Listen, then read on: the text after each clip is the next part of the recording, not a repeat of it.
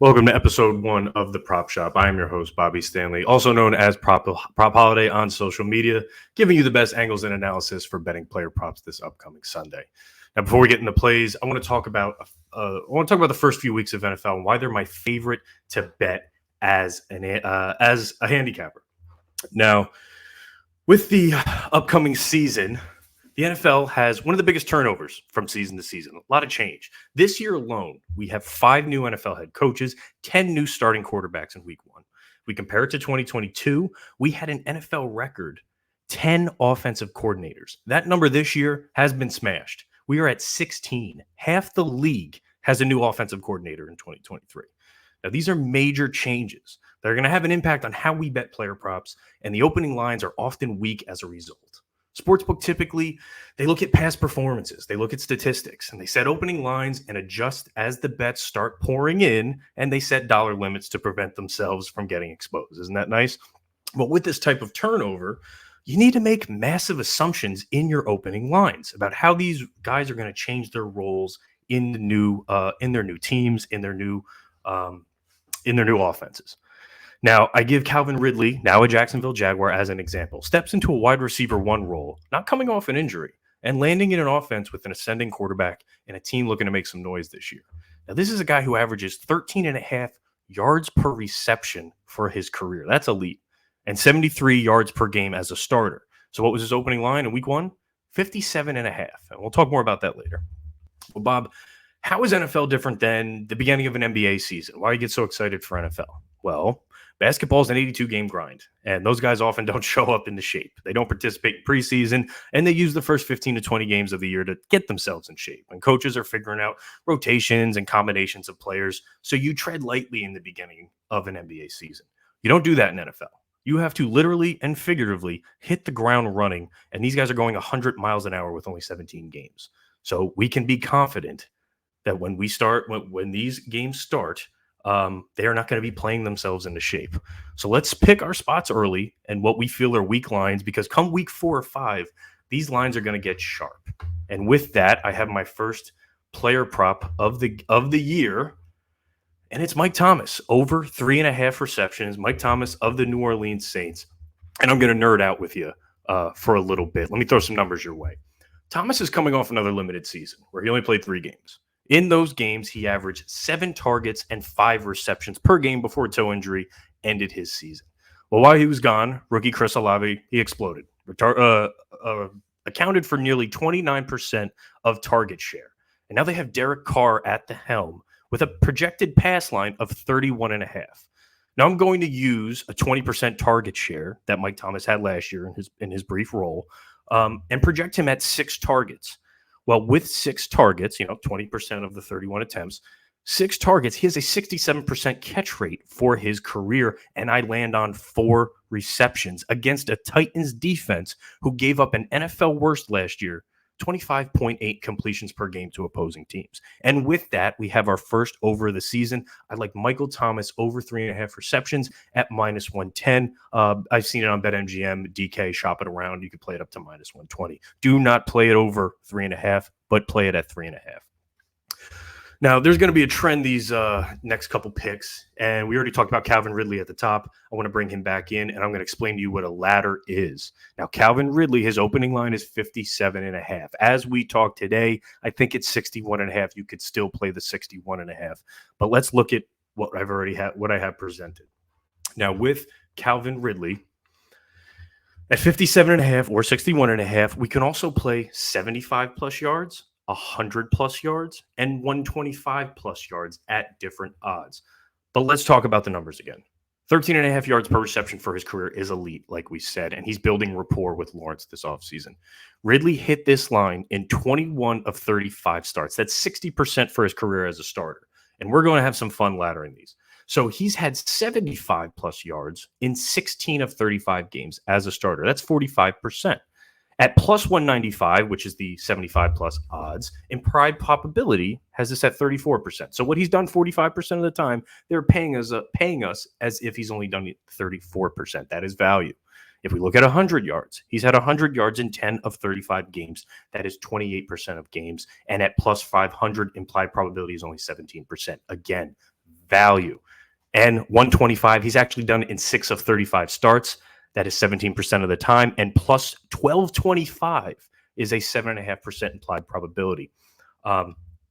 Books are giving us value. And I'm not going to do this for every single pick, but I want to show you what I mean. Now, we are going to ladder these. So Calvin Ridley, I actually feel very strongly about. I'm putting 2 units on over 57.5. If you have the 61.5, maybe scale that back to 1 unit. But 2 units at 57.5. Now let's go to 75. I'm going to bring that down. $25 is 1 unit for me. I put $50 over 57.5. $25 I put on 75 plus. $15 I put on 100 plus. $10 I put on 125 plus. So we are laddering this up, and we are going to keep this trend for future players. Let's go down to Tutu Atwell of the Los Angeles Rams. Now, Atwell is the wide receiver 2 this weekend with Cooper Kupp out. His receiving yards line is 30.5 at minus 110. I also like 50 plus yards at plus 240. I also like 75 plus yards at plus 700. Now, Cooper Kupp is out, as everybody known, and anyone who's a fantasy owner, I feel bad for him, man. Atwell, former second-round pick. He's finally turned the corner this offseason, and McVay is raving about his progress. He's a small guy, but he's explosive. Big play waiting to happen. Averaged 16.6 yards per reception for his career. And I think McVay's going to use him similarly to how we saw him use Brandon Cooks in their first Super Bowl run.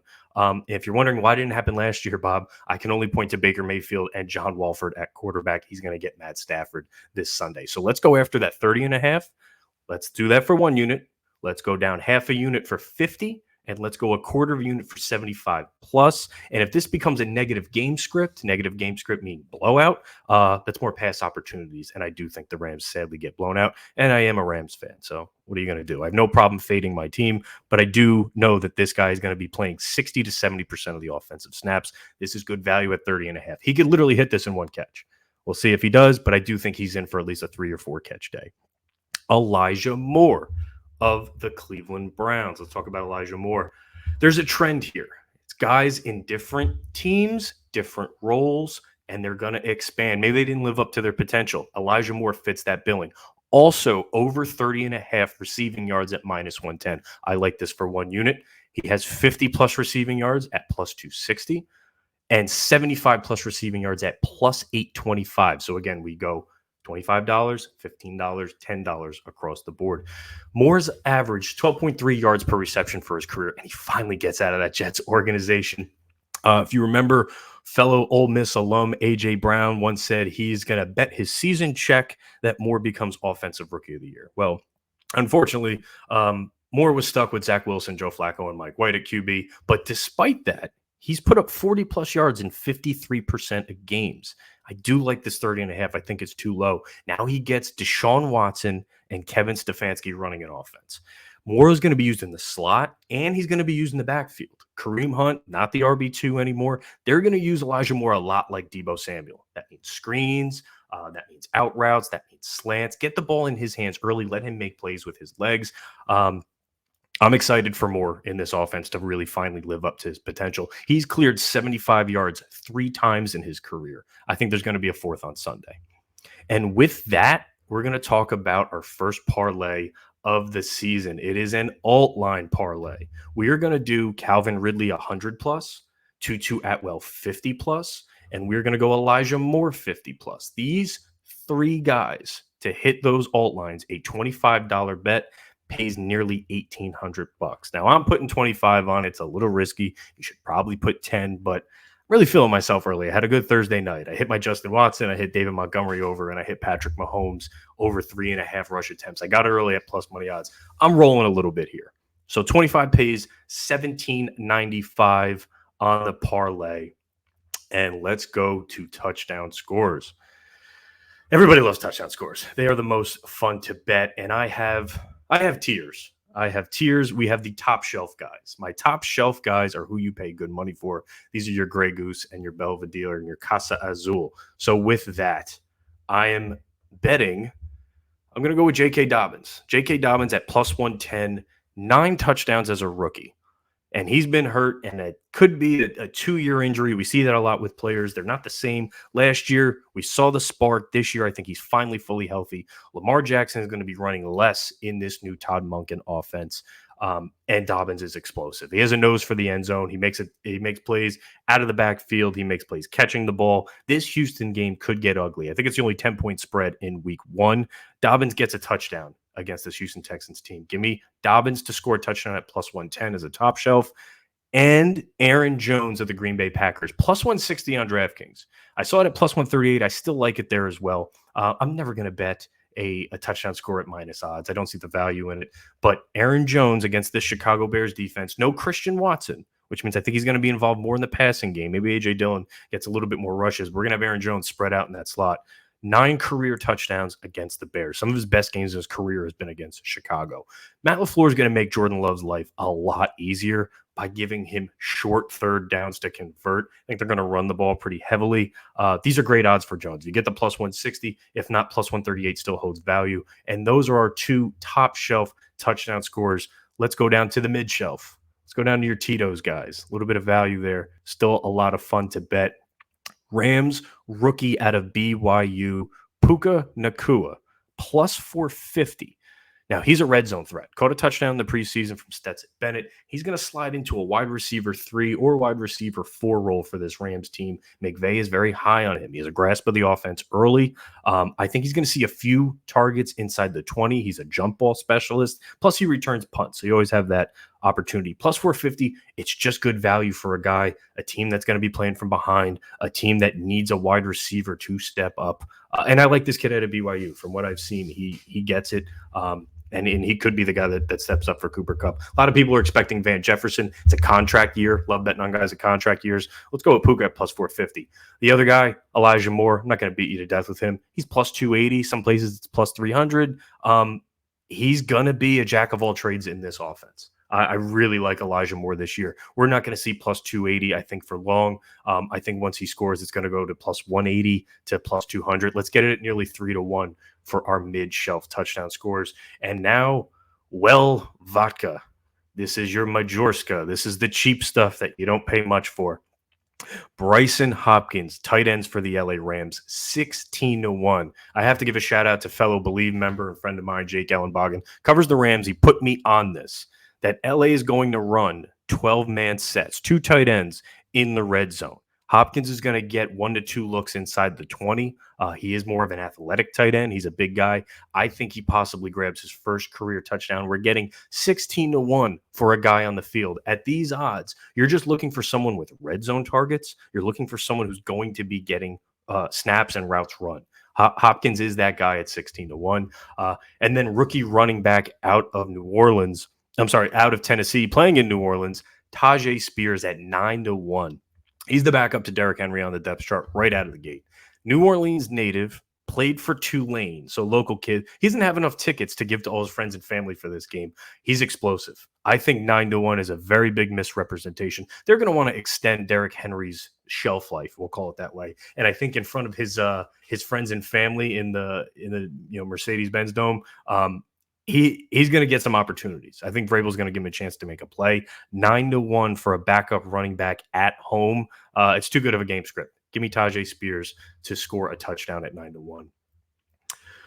I got 5 on it. Now, we do not have the rights for this song. I wish we did, but I'm going to call this the I got 5 on it parlay. It's a $5 parlay. It's J.K. Dobbins. It's Elijah Moore. It's Puka. It's Aaron Jones. $5 pays $570. So you can't get anything for $5 anymore. Maybe a cup of Starbucks coffee. Throw $5 on this and hope you make it to the 4 o'clock games.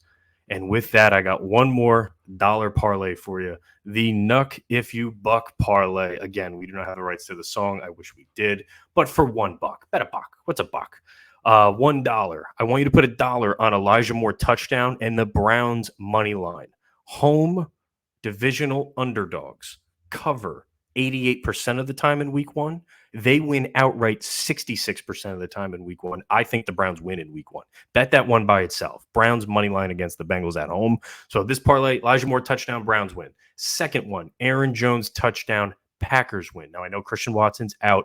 I just think that the hype around Chicago is not deserved. And this Packers team, they're going to be good. They're going to win anywhere from 8 to 10 games and be in contention for a wild card. That defense, there's a reason Aaron Rodgers left. They kept investing all the money on the defensive side of the ball.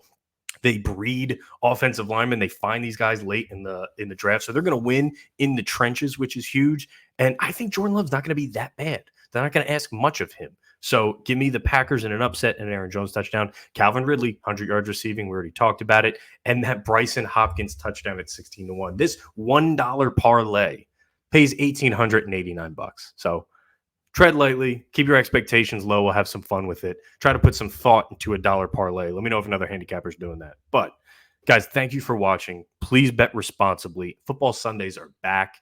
And best of luck this weekend. Take care.